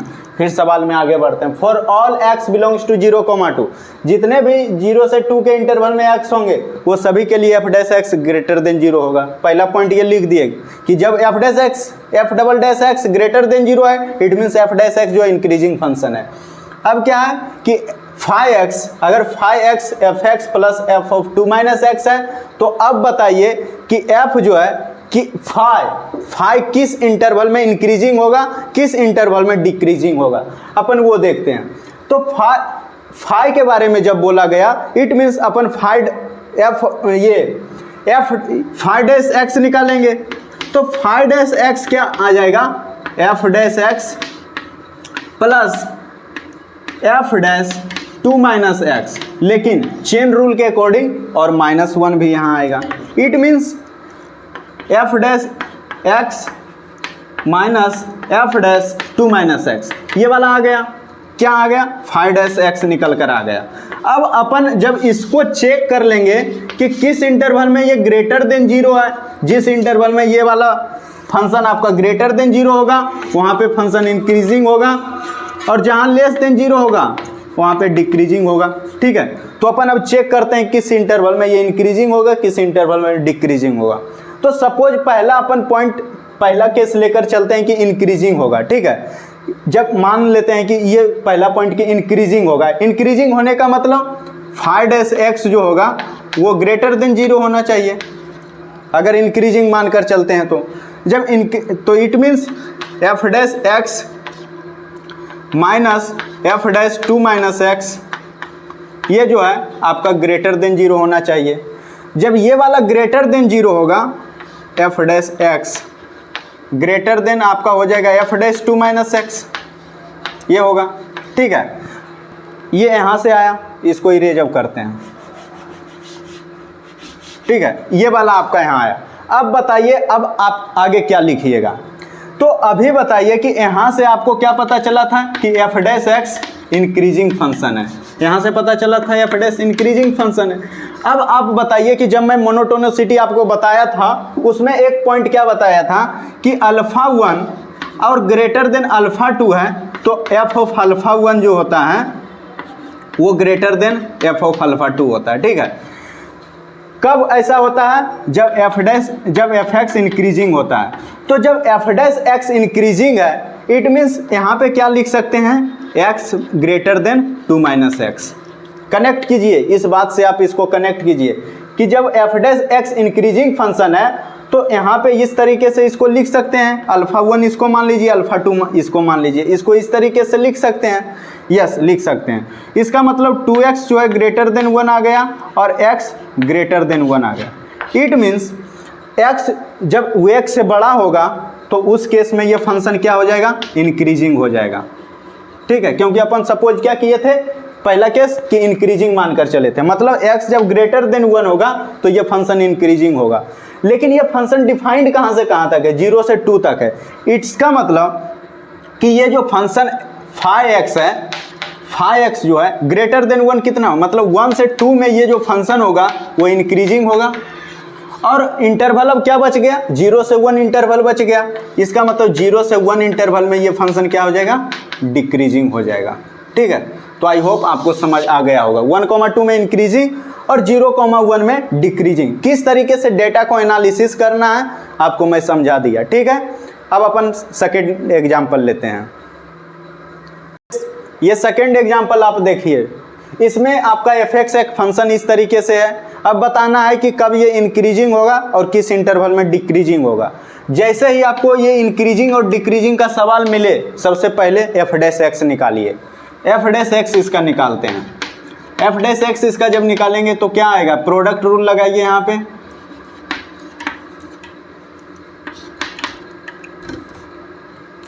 प्रोडक्ट रूल लगाइए।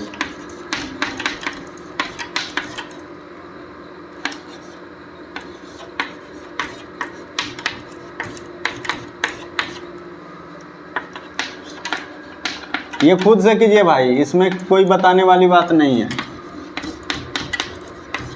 अब ये बताइए, यहाँ से e पर power x into 1 minus x common लेंगे तो यहाँ पे बचेगा 1 माइनस, अच्छा यहाँ पे, और ये गलत है, यहाँ पे क्या इसका डिफ्रेंसिएशन होगा, 1 माइनस 2x हो जाएगा। ठीक है, इसको ऊपर वाले को जब डिफ्रेंशिएट करेंगे तो 1 माइनस 2x आएगा, क्योंकि ये वाला जो ये है x माइनस एक्स स्क्वायर है, तो x का डिफ्रेंशिएशन 1 और x स्क्वायर का 2x। ठीक है, तो यहाँ पे क्या लिखेंगे, 1 माइनस 2x।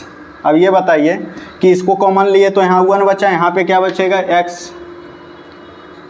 ये तो 1 माइनस कितना हो गया, 1 माइनस एक्स यहाँ पे हो गया, थोड़ा सा यहाँ पे गलती है, 1 माइनस 2x। ठीक है, यहाँ पर क्या बनेगा, 1 माइनस 2x। अब सही है। ठीक है, उसके बाद इसको और आगे प्रोसीड कीजिए। आप ये खुद से इतना कर सकते हैं, तो 1 minus x plus 2x square ये आया। अब ये बताइए, यहाँ पे और कोई गलती अब नहीं है, 1 माइनस 2x ये हो गया और x माइनस एक्स ये सही है। ठीक है, प्लस 2x। अब ये बताइए, फंक्शन निकल कर आपका चला आया। अब आपको इंक्रीजिंग और डिक्रीजिंग पता करना है, तो एफ डैश एक्स को एक बार ग्रेटर देन 0 कर दीजिए। अगर इंक्रीजिंग आपको देखना है तो इस फंक्शन को ग्रेटर देन और इक्वल टू 0 के कर दीजिए, तो ये वाला तो फंक्शन हमेशा पॉजिटिव होगा। अब बात रही इसकी, तो इसको चेक कीजिए किस इंटरवल में इंक्रीजिंग होगा, किस इंटरवल में डिक्रीज। इसका जो फैक्टर पहले जो है इसको मान लेते हैं increasing, greater than equal to 0 ले लेते हैं। क्या है, 1 minus x plus 2x square. इसको आप फैक्टराइज कीजिए, क्या इसका फैक्टराइजेशन होगा, 2x प्लस 1,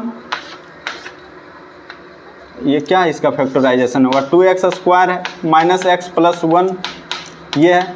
इसको क्या लिखिएगा, 2x square minus 2x plus 1 greater than equal to 0। इसका फैक्टराइजेशन क्या है, 2x into x minus 1, x minus, ये क्या पे इसमें गलती है भाई, 2x square minus x plus 1, तो इसको माइनस 2x प्लस एक्स लिख सकते हैं। नहीं, इसको इस तरीके से नहीं लिख सकते हैं, कहीं मिस्टेक हुआ लगता है भाई। यहाँ पे देखिए एक मिस्टेक कर दिए, यहाँ पे प्लस लिखा हुआ है तो यहाँ पे माइनस लिख दिए, यहाँ पर भी प्लस होगा। ठीक है, अब देखिए इक्वेशन में क्या है, उसके बाद यहाँ पे ये कॉमन लिए तो ये वाला प्लस हो जाएगा, ठीक है, ये प्लस हो गया, उसके बाद ये प्लस हो जाएगा और ये माइनस। थोड़ा साइन का यहाँ पे मिस्टेक हो गया भाई, बाकी कॉन्सेप्ट क्लियर है, कॉन्सेप्ट कहीं गलत नहीं भाई।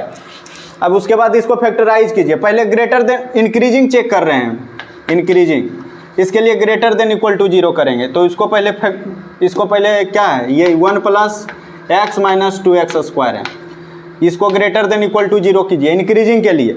अब जो है इसको पहले 2x square minus x minus 1 है, मतलब माइनस कॉमन ले लीजिए यहाँ से, तो ये लेस देन 0 हो जाएगा। अब इसको फैक्टराइज कीजिए, फैक्टराइज करने पर क्या आ जाएगा, 2x plus 1 into x minus 1, यही आएगा 2x square plus 2x minus, ये देखिए फैक्टराइजेशन एक बार देख लीजिए भाई, इसको इसका फैक्टराइजेशन हमको पता नहीं चल रहा है। 2x square minus 2x plus x minus 1 less than equal to 0, 2x common लेंगे, x minus 1 plus x minus 1 less than और इक्वल टू 0। यहाँ पे 2x प्लस 1 आ गया और यहाँ पे x माइनस 1 आ गया, ठीक है। अब यहाँ पे बेबी कर्व मेथड से सॉल्व कर लीजिए। यहाँ पे क्रिटिकल पॉइंट से कितना आ जाएगा, माइनस हाफ आ जाएगा, और एक क्रिटिकल पॉइंट से आपका 1 आएगा, प्लस माइनस प्लस और लेस देन इक्वल टू, मतलब इस इंटरवल में -1/2, 1 के इंटरवल में ये फंक्शन क्या हो जाएगा, इंक्रीजिंग हो जाएगा। -1/2, 1, इस इंटरवल में ये फंक्शन क्या हो जाएगा, इंक्रीजिंग। आपको लग रहा होगा 2 कौड़ी का सवाल है, 2 कौड़ी के सवाल में ही फंसिएगा, ये जेईई मेन का PYQ है, जेईई मेन में आ चुका है ये क्वेश्चन, ठीक है। तो अपन अब नेक्स्ट टॉपिक स्टार्ट करते हैं, मैक्सिमा एंड मिनिमा, ठीक है। तो अब वो टॉपिक अपन स्टार्ट करते हैं। ये next topic maxima and minima का है, ये बहुत आसान टॉपिक है, लेकिन आपको लग रहा होगा कि आप तो आसान बोल रहे हैं। देखिए जब मैं PYQ आपको करवाऊंगा उसमें बता दूंगा कि किस तरीके से आपको भी आसान लगेगा। तो सबसे पहले अगर किसी भी फंक्शन का मैक्सिमम या मिनिमम वैल्यू निकालने के लिए बोला जाए, या फिर आपको मैक्सिमम मिनिमा चेक करने के लिए बोला जाए, तो सबसे पहले आप dy/dx उस फंक्शन का निकालिए, और dy/dx को आप 0 के इक्वल इक्वेट कर दीजिए। 0 के इक्वेट करने से आपको क्या मिलेगा, कुछ क्रिटिकल पॉइंट्स मिलेंगे। अब उस क्रिटिकल पॉइंट्स को आप जो है एक नंबर लाइन पे ड्रॉ कर दीजिए। सपोज आपको एक पॉइंट आ गया, ये CP1 मान लीजिए, critical points 1, critical points 2, critical points 3, इस तरीके से आ गया।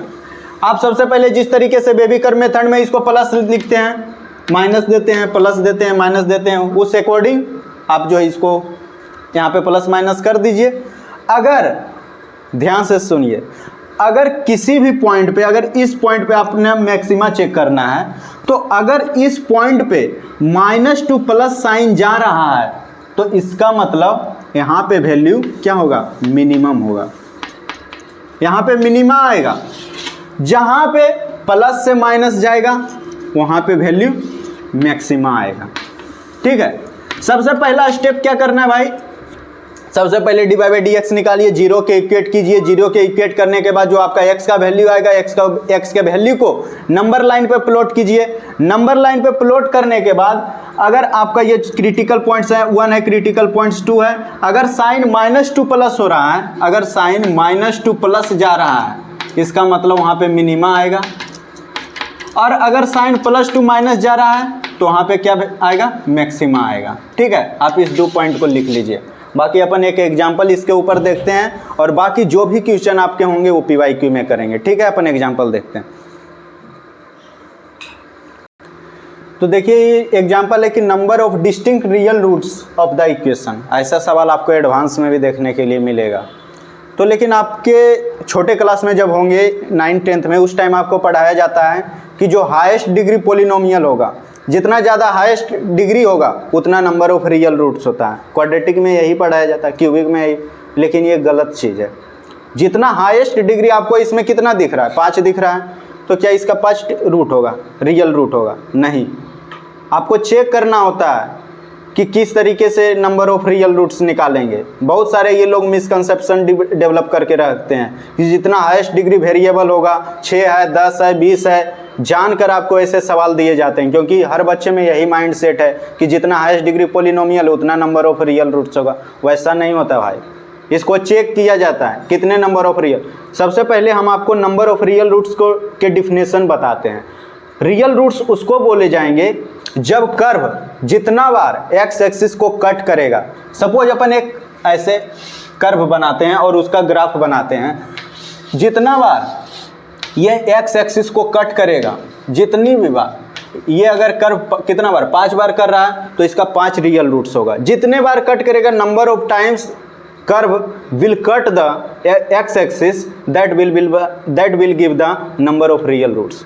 ठीक है, तो ये चीज़, ये डिफिनेशन करेक्ट है। और वो डिफिनेशन बिल्कुल गलत है कि जितना हाईएस्ट डिग्री वेरिएबल होगा, जितना हाईएस्ट डिग्री होगा किसी भी पॉलिनोमियल में, वो नंबर ऑफ, वो बिल्कुल गलत है। ये डिफिनेशन सही है। तो अपन देखेंगे कितना बार ये कर्व जो है एक्स एक्सिस को कट कर रहा है। तो अपन देखते हैं इस इक्वेशन, इस फंक्शन के बारे में। सबसे पहले बताइए, आप फंक्शन देखकर डर गए होंगे, बहुत भयानक फंक्शन दिख रहा है, लेकिन जब आप इसको सॉल्व कीजिएगा तो आपको भी हंसी आएगा कितना ही अर्थ छोटा है। सबसे पहले क्या यहाँ पे देखिए, इसको देखिए, अभी इसको भूल जाइए, इसको आप देखिए x पर पावर 5 है। अब आप बताइए अंदर से यहाँ से क्या एक्स स्क्वायर कॉमन ले सकते हैं। ठीक है, एक्स स्क्वायर कॉमन लीजिए तो यहाँ पर x माइनस 1 बचेगा और यहाँ से भी x माइनस 1 बचेगा। आप इसको फैक्टराइज कीजिए, इसके बारे में बात कर रहे हैं। ठीक है, अब जो है इसको अभी आप रहने दीजिए, रहने मत दीजिए इसको भी, इसको तो अंदर से आप कुछ नहीं कर सकते हैं, तो इसको थोड़ा सा ओपन करके देखिए कि क्या कोई चीज़ बत्ती जल रहा है यहाँ पे। तो ठीक है, इसको 3x पर पावर 4 माइनस 4x cube minus 2x square plus 4x minus 1 equal to 0, ये है। उसके बाद यहाँ से क्या आएगा, x पर power 5 x minus 1 into x square minus 1। ठीक है, उसके बाद इसको आप जो है फैक्टराइज कीजिए, इसको फैक्टराइज करना पड़ेगा आपको। इसको किस तरीके से फैक्टराइज करेंगे, अब आपके मन में ये डाउट चल रहा होगा। तो इसको आप फैक्टराइज कैसे कीजिएगा, आप जो है बचपन में क्या करते थे, कोई x का वैल्यू रख के देखते थे, उससे आप उसको डिवाइड करते थे। सपोज अपन x का कोई ऐसा वैल्यू होगा ना, अभी इसको भूल जाइए, अभी इतना इसके बारे में सोचिए, इतने के बारे में। कोई x का वैल्यू होगा जो इस इक्वेशन को सेटिस्फाई कर रहा होगा, इक्वल टू 0 इसको कर रहा होगा, तो आप जो है वैसे वैल्यू फाइंड आउट कीजिए। तो आप जब इसको निकालिएगा तो यहाँ पे इसका जो, आप इसको करके देखिएगा खुद से, आपको यहाँ पे x इक्वल टू 1 जब पुट करेंगे, देखिए x इक्वल टू 1 आप पुट कीजिए तो यहाँ पे क्या आ जाएगा, 3 आ जाएगा, यहाँ माइनस 4 आ जाएगा, यहाँ माइनस 2 आ जाएगा, यहाँ प्लस 4 आ गया, यहाँ माइनस 1 आ गया। तो यहाँ देखिए 4 2 6 और 1 7 माइनस 7 और यहाँ प्लस 7, ये 0 हो रहा है, 7 माइनस 7। जब x इक्वल टू 1 रखने पर ये वाला 0 हो रहा है, इट मीन्स x माइनस 1 जो होगा इसका एक फैक्टर होगा। ये आपको पता होगा फैक्टर थ्योरम से, ठीक है, या रिमाइंडर थ्योरम से, जो भी आप बोल सकते हैं, उस थ्योरम से आपका ये टर्म आपका x माइनस 1 एक फैक्टर हुआ। यहाँ से x माइनस 1 इसको डिवाइड कीजिए, उसके बाद जो कोसेंट आएगा उसको फिर आप फैक्टराइज कीजिए, उसके बाद आपको मिल जाएगा। मतलब आपको कॉन्सेप्ट समझ आ गया होगा। ठीक है, तो अपन इसको डायरेक्टली लिखते हैं कि ये क्या आने वाला है। अपन इसको करके आए हैं एक्चुअली सवाल, इसलिए आपको डायरेक्टली लिख रहे हैं। मतलब मैं बता दिया कि आपको क्या करना है इसमें। इसका फैक्टराइजेशन आपको आएगा x cube minus 1 into x minus 1 into x minus, यहाँ पे क्या आता है, यहाँ पे एक टर्म और आएगा, ये टर्म आपका होगा 3x माइनस 1। आप इसको कीजिएगा खुद से, 3x माइनस 1 ये वाला आता है, फैक्टराइज इसको कीजिएगा तो इसको देखिए यहाँ पे क्या आ गया, इस दोनों में कॉमन क्या है, x माइनस 1 कॉमन है, तो x माइनस 1 कॉमन ले लीजिए। और कॉमन कोई भी चीज़ नहीं है, हाँ कॉमन अभी है, देखिए x माइनस 1 और एक्स स्क्वायर माइनस 1 को क्या लिख सकते हैं, x plus 1 into x minus 1 और x पर पावर 5 प्लस, अब इधर से इसको क्या लिख सकते हैं, x क्यूब माइनस 1 को x minus 1 into x square minus 3x x square minus x square plus x plus 1 into 3 into x minus 1 into 3x minus 1, इस तरीके से इसको लिख सकते हैं। यस लिख सकते हैं। अब ये बताइए यहाँ से इसको x माइनस 1 का होल स्क्वायर दोनों तरफ से कॉमन ले सकते हैं, यस ले सकते हैं। अब यहाँ पे क्या बचेगा, x प्लस 1 बचेगा, x प्लस 1 इंटू एक्स पर पावर 5 बचेगा, x+1 तो इधर कहीं नहीं आया, इसका तो फैक्टराइजेशन यही है, x³ - 1 x - 1, हाँ इसका फैक्टराइजेशन यही होगा। अब जो है x⁵ प्लस x² प्लस 1 और आपका बचेगा plus 3x² plus x plus 1 plus 3x - 1 ये बचेगा। अब यहाँ पे आपको क्या पता चला कि एक फैक्टर यहाँ से ये क्या हो जाएगा, x = 1 एक यहाँ पे रियल रूट्स आएगा और एक इक्वेशन यहाँ पे बनेगा। और ये जो इक्वेशन आपका बन रहा है ये इंक्रीजिंग फंक्शन आपका है, आप इसको चेक कीजिए, इंक्रीजिंग फंक्शन है, ये देखकर ही पता चल रहा है इंक्रीजिंग फंक्शन है। जब ये इंक्रीजिंग फंक्शन है तो इसका मतलब इसका जो ग्राफ बनेगा वो कुछ इस तरीके से मतलब बढ़ते जाएगा। इट मीन्स ये जो एक्स एक्सिस को है एक बार कट करेगा और एक बार कट करने के बाद ये फंक्शन आगे बढ़ता चलेगा। स्ट्रिक्टली इंक्रीजिंग का मतलब क्या होता है कि वो ग्राफ जो है एक बार किसी पॉइंट को कट किया तो दोबारा कट नहीं करेगा, उसके ऊपर वो चलता रहेगा ग्राफ, ठीक है। तो ये फंक्शन उसी तरीका से स्ट्रिक्टली इंक्रीजिंग फंक्शन है, मतलब एक बार एक्स एक्सिस को कट कर दिया अब उसके ऊपर वो चलता रहेगा। मतलब एक बार इसका ये फैक्टर x = 1 आ गया और एक फैक्टर इस इक्वेशन से आएगा, इसका मतलब टोटल कितना बार ये कट करेगा x एक्सिस को, 2 बार, ठीक है। इसका मतलब नंबर ऑफ रियल रूट्स कितना हो जाएगा, 2। नंबर ऑफ रियल रूट्स यहाँ से निकल कर आएगा 2, ठीक है। आई होप आपको समझ आ गया होगा। ये मिसकंसेप्शन आप दूर कीजिए कि हाईएस्ट डिग्री जो होगा वो नंबर ऑफ रियल रूट्स देगा, नहीं, जितने बार x एक्सिस को कट करेगा वो आपको नंबर ऑफ रियल रूट्स देगा और इस तरीके से चेक किया जाता है, ठीक है। तो आई होप आपको AOD बहुत अच्छे से समझ आया होगा और अपन PYQ में ऐसे सवाल करेंगे जो कि मोस्ट प्रोबेबल मोस्ट एक्सपेक्टेड सवाल होंगे, ठीक है। Bye bye, thank you.